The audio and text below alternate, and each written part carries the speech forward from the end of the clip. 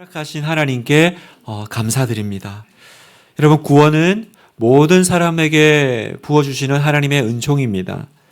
구원은 받을 만한 가치가 있는 사람에게만 주는 것이 아니라 예수 그리스도를 바라보는, 예수님을 믿는 모든 사람에게 주시는 하나님의 선물이죠.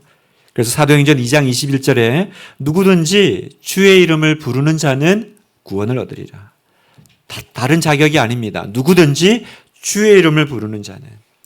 그래서 오늘 이제 세례식을 또 입교식을 하셨는데요. 세례식은 마치 결혼식과 같은 거예요.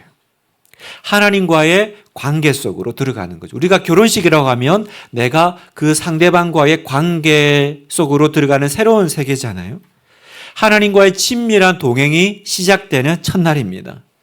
그래서 성경은 그리스도 안에 있으면 이제 누구든지 새로운 피조물, 새로운 삶이 시작된다라고 선포하십니다. 고린도후서 5장 17절 같이 한번 읽어볼까요? 시작. 그런즉 누구든지 그리스도 안에 있으면 새로운 피조물이라. 이전 것은 지나갔으니 보라 새 것이 되었도다. 그래서 하나님은 오늘도 우리를 이 귀한 자리로, 이 사랑의 관계로 초대하세요. 여러분, 한 사람 한 사람을 찾아오십니다. 여러분과 그 한 사람 한 사람 이야기를 만들어 가십니다. 이 땅에 오신 하나님의 아들 예수님은 그래서 언제나 한 사람 한 사람을 기억하시고 찾아가세요. 그 당시 사람들이 기피했던 동네, 여러분 기억나세요? 그 두로와 시돈의 그 가나안 여인이요. 그 이방 땅에도 찾아가시고 귀신 들린 딸을 뒀던 그 불쌍한 가나안 여인도 찾아가셔서 고치셨습니다. 그리고 오늘 이제 본문은요, 그곳을 지나서 다시 이제 갈릴리로 돌아오셨는데 오늘 또 놀라운 사건 하나가 있죠. 일명 칠병이어입니다. 오병이어하고 달라요. 칠병, 떡 7개와 물고기 이제 2마리로 4,000명을 먹이는 그런 이제 기적의 이야기인데요. 오늘 이 내용을 보면서 우리가 함께 은혜 나누기를 원합니다. 자, 29절에 보니까 예수께서 거기서 떠나사 갈릴리의 호수에 이르러, 거기서 떠났다라는 말은 우리가 앞서 살폈던 그 이방 땅 두로와 시돈을 나왔다라는 거죠. 그런데 마가복음 같은 내용을 적고 있는 마가복음 7장을 보면 예수님이 두로와 시돈에서 바로 갈릴리로 오신 게 아니라 또 다른 이방 지역인 데가볼리라는 곳을 지나오셨다는 걸 알게 됩니다. 마가복음 7장 31절, 예수께서 다시 두로 지방에서 나와 시돈을 지나고 데가볼리 지방을 통과하여 갈릴리 호수에 이르시매. 그러니까 여러분, 우리가 마태복음만 보면 알 수 없는 거죠. 우리 교회 오면 성경 지식이 깊어집니다, 여러분. 자, 그러니까 이게 왜 지금 중요한 지점이냐면, 갈릴리 호수에 오셨으니까 이 앞에 앉아있는 사람들이 유대인이지 않을까 싶잖아요. 그러나 이 사람들은 사실 유대인들이 아니에요. 그 이방 지역 그리고 또 데가볼리를 지나오면서 예수님을 따라왔던 이방인들이라는 거예요. 자, 30절에 큰 무리가 다리 저는 사람과 장애인과 맹인과 말 못하는 사람과 기타 여럿을 데리고 와서 예수의 발 앞에 앉힘에 고쳐주시니, 이 사람들은 예수님 소문을 듣고 저기 데가볼리에서 따라 나온 이방인들입니다. 이것이 의미하는 바가 뭘까? 여러분, 이 사람들은 유대인들이 아니에요. 그러니까 유대인들처럼 바리새인과 서기관들처럼요, 믿음에 대해서 잘 알고 그 전에 신앙생활도 좀 했고 뭔가 전통적이고 교리적인 어떤 그런 신앙관이 있는 사람들이 아닙니다. 그렇지만 이 사람들의 믿음은요, 단순하고 소박했지만 확실했어요. 예수님을 만났습니다. 예수님 말씀을 들어요. 예수님 행하시는 기적을 봅니다. 그러자 예수님 따라 그냥 길 나서는 거예요. 나중에 보면 먹을 것도 제대로 안 챙겨온 것 같아요. 그래서 나중에 이제 그 칠병이어 이제 기적이 일어나는데 아마 그런 거겠죠. 듣자마자 예수님이다. 정말 작은 믿음이지만 확실한 믿음이니까 그냥 허겁지겁 따라 나선 겁니다. 집안의 각종 병자들을, 가족들을 데리고 나섰습니다. 여러분, 그렇게 따라 나선 사람이 4,000명이 넘어요. 여러분, 이 분위기가 어땠을까요? 본문에 보니까 전부 다리 저는 자, 장애인, 맹인, 말 못하는 사람, 각종 병자들이라고 했습니다. 그러니까 무슨 말이냐면 전혀 어떤 지성적이거나 지적인 분위기, 그런 세련된 사람들의 모임이 아니라는 거예요. 돈 없고 가난하고 병든 사람들의 모임입니다. 아마 시끄러웠을 거고요. 좀 이상한 냄새도 나고요. 막 사람들의 소리, 소란, 또 병든 사람들의 신음소리, 마치 시장 장터 같지 않았겠어요, 분위기가? 정말 시끄럽고 촌스러운 모임이었을 겁니다. 이 장면이 지금 우리가 이 문자에서는 느끼지 못하는 바로 우리가 마주하고 있는 모습이라는 거예요. 그런데 여러분, 시끄럽고 촌스럽고 세련되지 못한 그런 하층민들의 모임처럼 보이지만 여기 중요한 것이 있어요. 그 중심에, 그 자리에 누가 계시냐라는 거예요. 그 속에 예수님이 계십니다. 예수님이 계시고 하나님의 아들이 계시고 그분의 말씀이 있고 그분의 기적이 있습니다. 그러면 되는 거예요, 여러분. 환경과 조건이 중요한 것이 아니더라고요. 어떤 높은 지위의 사람이 출석하냐 아니냐, 얼마나 세련되냐, 얼마나 환경이 좋으냐, 얼마나 시설이 좋으냐가 중요한 게 아니에요. 중요한 건 뭐예요? 그것에 예수님이 계시냐 안 계시냐, 예수님의 말씀이 있느냐 없느냐, 예수님의 능력이 있느냐 없느냐. 여러분, 이것이 교회인 줄 믿습니다. 예수님이 계시고 예수님을 믿는 작지만 그리고 소박하지만 확실한 믿음이 있는 곳이 교회라는 거예요. 그러면 됩니다. 교회의 조건은 다른 게 있지 않아요. 큰 주차장이 있지 않습니다. 큰 화면이 있지 않습니다. 예수님이 계시고 예수님의 말씀이 있고 그 말씀에 대한 감격이 있는 곳, 믿음의 열기가 있는 곳, 복음의 열기가 가득 차 있는 곳이에요. 그런데 거기에 반해서 이 유대인들의 모습은 어떻습니까? 이 천대받던 이방인들은요, 얼마나 흥분하고 감사하고 감격하고 작은 기적에도 기뻐하고. 그런데요, 이 이스라엘 백성들과요, 그리고 바리새인과 서기관들의 모임은요, 전혀 그런 믿음의 열기가 없어요. 온도가 없어요. 예수님을 보면서도, 예수님의 기적을 보면서도, 말씀을 들으면서도 언제나 어떻게 합니까? 냉소적이죠. 비판적입니다. 냉랭합니다. 그래서 예수님이 그 유대인들을 보면서 언제나 한탄하세요. 안타까워하세요. 어떻게 한탄하세요? 마태복음 11장 21절 같이 읽어볼까요? 시작. 화 있을진저 고라시나 화 있을진저 베세다야 너희에게 행한 모든 권능을 두로와 시돈에서 행하였더라면 그들이 벌써 베옷을 입고 재에 앉아 회개하였으리라. 얼마나 안타까우셨으면 이런 얘기를 하셨을까요? 그걸 내가 다른 정말 너네가 그렇게 무시하고 천대하는 내가 이방 지역에서 했으면 그 사람들은 이미 뒤집어졌을 텐데. 여러분, 오늘날도 마찬가지예요. 어떤 교회는요, 건물도 멋있고요, 교인들도 많이 모이고 세련되고 모든 것이 부족함이 없는데 이상하게 냉랭해요. 복음의 열기가 없습니다. 그런데 어떤 교회는 건물도 시원찮고 역사도 길지 않아요. 그런데 성령 충만합니다. 기쁨과 은혜와 찬송과 박소리가 가득하죠. 우리 교회예요, 여러분. 우리 교회. 지난주에 우리 새가족, 우리 새수면 축제를 하는데 많은 분들이 오셔서 그 첫인상을 다 그렇게 얘기하시더라고요. 다들 그렇게 어쩜 얼굴이 웃고 그렇게 희열이 넘치는지, 밝아 보이는지. 우리 지난주에 그렇게 하기로 약속한 거 아니잖아요. 평소에 좀 어렵겠지만 이번 주만 좀 애써보자. 뭐 그렇게 한 거 아니잖아요. 여러분, 진짜 우리 교회가 그런 교회가 되기를 축복합니다. 여러분, 우리 예배가, 우리 공동체가 정말 그 믿음의 열기가 있는, 예수님 때문에, 예수님 계시기 때문에. 여러분, 이게 교회잖아요. 여러분, 이게 교회잖아요. 아직도 교회가 뭔지 모르시겠어요? 아직도 교회가 그냥 크기와 시설과 어떤 그 아늑함이 교회인 줄 아세요? 아니요, 여러분. 교회는 서로가 알고, 우리 방금 찬양했잖아요. 하나 되고 사랑하고 말씀 가운데 도전하고 믿음으로 살아보고 예수님의 능력이 나타나고. 그래서 여러분, 신앙생활은요, 감격하는 겁니다. 신앙생활은요, 놀라는 거예요. 그 감격을 회복하는 것이 신앙생활인 줄 믿습니다. 31절 보니까 말 못하는 사람이 말하고 장애인이 온전하게 되고 다리 저는 사람이 걸으며 맹인이 보는 것을 무리가 보고 놀랍게 여겨 이스라엘의 하나님께 영광을 돌리니라. 보고 놀라고 영광 돌리는 거. 여러분, 꼭 다리 저는 사람, 장애인이 낫는 것만 기적이겠어요? 다른 사람을 사랑할 수 있게 되는 것도 기적이고, 인간관계가 새로워지는 것도 기적이고요. 미래에 대한 소망이 생기는 것도 기적, 실패 가운데 다시 일어나는 것도 기적인 줄 믿어요. 여러분, 이런 일들이 우리 예배 가운데 일어나고 있습니다. 우리 예배 가운데, 오늘도 이 자리 가운데 교회 곳곳에서 순간순간 일어나는 거예요. 우리가 이런 것들이 일어날 때, 이런 것들을 볼 때, 이런 얘기를 들을 때 신앙은 뭐예요? 이런 감격에 함께 동참하는 것이 신앙생활이라는 거예요. 동참하는 거예요. 감격을 회복하는 것입니다.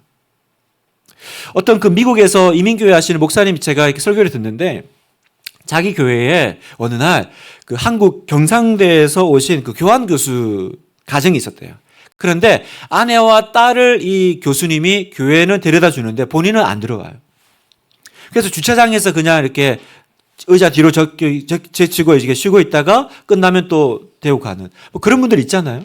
그런데 이제 점점 날이 더워지니까 주차장에서 기다리기가 쉽지가 않은 거죠. 그래서 아내가 그렇게 얘기했대요. 여보, 예배당으로 들어오라고. 교회 안에 에어컨이 있으니까 또 교회는 기둥이 있다. 그래서 기둥 뒤에만 앉으면 목사님이 안 보인다. 우리 교회도 기둥이 있잖아요. 그래서 그러냐. 그래가지고 이제 너무 더우니까 자기가 이제 그것 때문에 더워서 예배당 들어왔다가 설교 한번 듣고 뒤집어진 거예요. 설교 한번 듣고 하나님 만난 거예요. 성도 여러분, 말씀 한 번 듣고 믿어지는 은혜가 있기를 축복합니다. 네. 꼭 여러 번 들어야 믿는 거 아니에요. 1년씩 듣고 그것도 좋지만 여러분 꼭 내가 1년씩 설교 들어야 믿음 생기는 거 아니에요. 여리고성의 라합은요. 전에 들은 얘기 듣고도 하나님 믿었어요. 그런 은혜가 여러분에게 있기를 축원합니다. 자, 그래서 이제 이분이 한 번 설교 듣고 하나님을 믿은 거예요. 뒤집어진 거죠. 그리고 이제 이분이 예수를 믿고 교회 게시판에 자기가 왜 예수를 믿게 됐는지 그 글을 이제 올리기 시작하더라는 거예요. 그런데 그 글에 보니까 왜 그동안 자기가 교회를 안 갔는지 이유를 적었더래요. 이유가 뭐냐면 교회 다니는 사람들은 다 환자같이 보여서. 그러니까 교회 다니는 사람들은요 맨날 교회 가서 빌고 우는 찌질한 사람들이라고 생각을 했대요. 그러니까 기독교인 그러면 뭔가 부족하고 환자 같고 열등감이 있는 존재들. 그렇게 생각을 했는데 내가 교회를 가면 어떻게 돼요? 내가 저런 사람들과 같은 부류가 되는 거잖아요. 그게 생각하기도 싫은 거예요. 있을 수 없는 일인 거예요. 그게 그분에게는 가장 큰 장벽이었던 거죠. 그래서 계속 피하고 부정했더라는 겁니다. 여러분, 그 예수님 시대의 바리새인들도 그렇게 생각했을 거예요. 내가 저렇게 시끄럽고 뭔가 부족하고 저렇게 문제가 있는 저런 사람들과 같은 부류가 된다고? 아니야. 나는 좀 달라. 그러니까 어떻게 돼요? 예수님이 아무리 말씀하셔도 예수님의 기적과 어떤 능력이 나타나도 도대체 그게 여러분 그 마음의 감동과 감격으로 경험되지 않는 거예요. 얼굴에 웃음을 잃어버리고 시니컬한 사람이 되어가더라는 겁니다. 성도 여러분, 신앙생활에서 중요한 것이 있습니다. 그건 뭐냐면 놀라운 것을 놀랍다고 고백하는 거예요. 여러분, 놀라운 것을 놀랍다고 고백하기를 축원합니다. 31절 다시 보면 무리가 보고 놀랍게 여겨 이스라엘 하나님께 영광을 돌리니라. 이 사람들은 이방인들이에요. 그러니까 이스라엘의 하나님께 영광을 돌리죠. 이 사람들이 잘하는 건 이거예요. 놀라워하는 거, 감탄하는 거, 그리고 영광 돌리는 거, 찬양하는 거. 그게 반해서 유대인들은요, 병고침을 봐도, 기적을 봐도, 하나님 말씀을 들어도 감탄과 감격이 없어요. 원래 그런 거 아니야? 원래 그렇게 나을 병 아니었어? 매주 드리는 예배인데 뭘 저렇게 난리야? 언제나 시니컬한 거예요. 어떤 예배를 와도 냉랭한 겁니다. 여러분, Amazing Grace라는 표현 아시죠? 우리 찬송가도 있잖아요. 나 같은 죄인 살리신. 그 제목이 Amazing Grace입니다. 놀라운 은혜죠. 그런데 여러분, 우리가 신앙생활 하다 보면 어느 순간 그레이스는 있어요. 은혜는 있는데 Amazing이 사라져요. 여러분, Amazing, 놀라워하고 감탄은 사라져요. 그러니까 은혜는 있어요. 믿기는 해요. 근데 그 안에 놀라움의 그 Amazing, 여러분, Amazing이 사라지면 뭐만 남을까요? 그레이스만 남을 것 같잖아요. 은혜만 남을 것 같잖아요. 아니에요. Amazing이 사라지면 당연함만 남아요. 당연함만 남아요. 그러니까 어느 순간 보면 모든 걸 나는 그냥 당연하게 여기며 살아가고 있는 거예요. 오늘의 삶, 오늘의 예배, 오늘의 내 모든 것들. 오늘 여러분, 분당 하나교회 성도님들은 어메이징 그레이스, 놀라운 은혜를 회복하기를 축원합니다. 그레이스도 붙잡고요. 어메이징도 놓치지 않으시기를. 예배를 끝나고 나갈 때 목사님 오늘 말씀 은혜 많이 받았습니다. 이것도 좋지만 와 오늘 하나님 말씀이 너무 놀랍네요. 이렇게 한번 고백해 볼 수 있기를 축복합니다. 여러분 믿음은 전염성이 있어요. 한 사람이 그렇게 하면요. 여러분 한 사람이요. 교회 전체를 전염시킵니다. 감동시킬 수 있어요. 여러분 한번 생각해 보세요. 그 두로와 시돈에서 그 데가볼리에서 그 갈릴리 호수까지는 그렇게 만만한 거리가 아닙니다. 굉장히 먼 거리예요. 그런데 이 4,000명이 넘는 이 남자만 4,000명이었을 거 아니에요. 그 많은 사람들이 어떻게 이 먼 길을 그것도 이방인들이 쫓아왔을까? 뭘 보고 예수님을 따라왔겠어요? 저는요.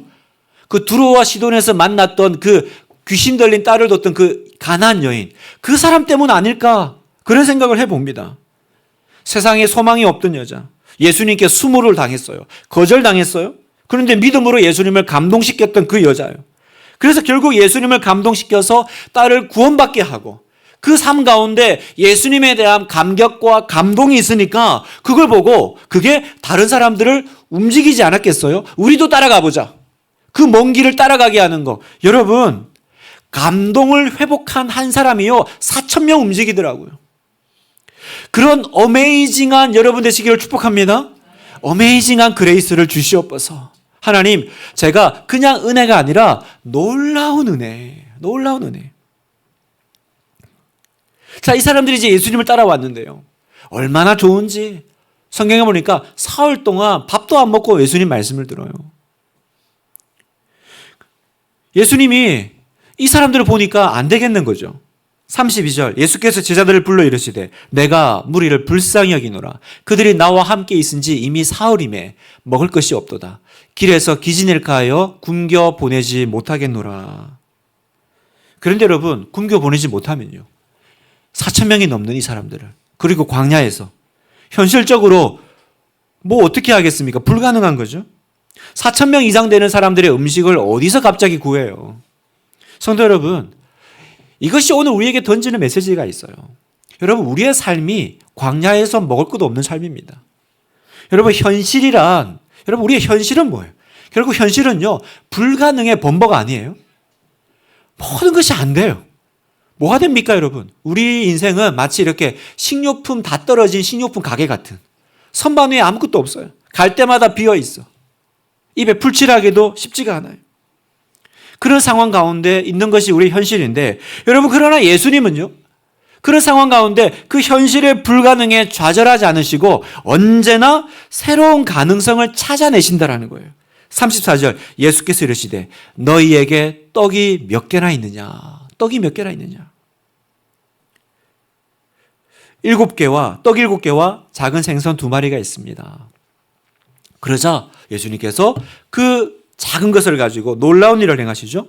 마치 오병이어 기적처럼 그때는 몇 명 먹였죠? 5,000명. 오늘은 4,000명을 먹입니다. 차이가 있어요. 어떤 학자들은 이게 오병이어랑 칠병이어랑 비슷해가지고 같은 사건을 숫자 헷갈린 거 아니야? 아니요. 달라요. 뭐가 다르냐면 대상이 달라요. 오병이어는 유대인들을 대상으로 먹였던 거고요. 칠병이어는 아까 얘기했잖아요. 이방인들이 따라왔죠. 그러니까 이방인들을 대상으로 지금 이루신 기적이에요. 나중에 예수님께서 이 2가지 사건을 다 구분해서 말씀하세요. 마태복음 16장 9절 10절 보면 너희가 아직도 깨닫지 못하느냐. 떡 5개로 5,000명을 먹이고 주운 것이 몇 바구니며 떡 7개로 4,000명을 먹이고 주운 것이 몇 광주리였는지를 기억하지 못하겠느냐. 여기 보면 보세요. 5,000명 먹일 때는요. 바구니고요. 4,000명 먹일 때는요. 광주리예요. 달라요, 여러분? 그래서 그 캠벨 몰간이라고 하는 학자는요, 여기서 이 바구니는 유대인들이 주로 시장에서 쓰는 거고요. 광주리는 바구니보다 좀 더 큰 이방인들이 주로 장사할 때 쓰는 이제 도구였다. 그래서 이게 이제 대상이 오병이어는 유대인들을. 여러분, 우리 교회 오면 성경 지식이 깊어집니다. 뭐라고 그러세요? 너희가 아직도 깨닫지 못하느냐? 너희가 아직도 기억하지 못하느냐? 제자들이요, 잊어버렸어요. 잊어버렸어요. 오병이어 때를 기억한다면 어떻게 하면 좋을까? 그러면 그때를 기억하면 어떻게 될지가 나와야 되잖아요. 그런데 항상 대답은 예수님 안 돼요. 불가능해요. 가진 게 없어요. 여러분, 우리도 마찬가지 아니에요? 매주 까먹어요. 매주 까먹고. 우리 왜 이렇게 기억력이 떨어질까요? 그래서 매주 은혜 받고 돌아가서, 그리고 또 그 다음 주 오면 또 제자들처럼 어떻게 하면 좋죠? 불가능해요. 안 돼요. 여러분, 기억해야 살아요. 예수님이 하신 말씀을 기억하고 약속을 기억해야 삽니다. 여러분, 다시 오병이어를 해도 기억하지 못하니까 다시 칠병이어로 우리에게 말씀하세요. 기적이 어디서 오느냐라는 거예요. 내가 불쌍히 여기노라. 여러분, 기억하세요?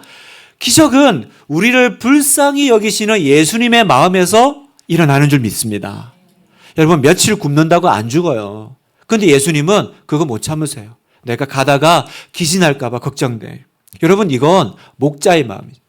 여러분, 이건 부모 마음이에요. 아버지 마음이고 그 자기 자녀 안타까워하는 그 엄마의 마음이에요. 아침밥 안 먹어도 안 죽거든요. 그런데 엄마들은 이거 먹으라고 안 먹겠다는 애 맨날 싸우잖아요. 아침마다 입에 넣어주고. 왜요? 그 불쌍히 여기는 마음. 그게 예수님 마음이에요. 무슨 말이냐면 여러분, 우리 삶 가운데 언제 기적이 일어나는 줄 아세요? 우리를 불쌍히 여기시는, 우리를 먹이기 원하시는, 우리를 그냥 돌려보내지 않으시는 그 예수님 마음을 믿을 때 기적이 일어납니다. 아멘. 예수님은 나를 불쌍히 여기셔. 예수님은 나를 절대로 무시하지 않으셔. 언제나 긍휼과 사랑의 마음으로 나를 바라보셔. 나를 치유하기 원하시고 나를 고치시는 분이야. 여러분, 이 사실을 믿으시기를 축복합니다. 한 분도 예외 없이 모두가 다 누군가는 고쳐주시겠지. 누군가는 사랑하시겠지가 아니라 오늘 예수님은 나에게 오셔서 나를 만나주시고 나와 그 아름다운 이야기를, 드라마를, 스토리를 써나가실 거예요. 여러분, 이걸 믿는 것이 기적의 시작이에요. 그리고 여러분, 어떤 사람 주변에 기적이 일어나는 줄 아세요?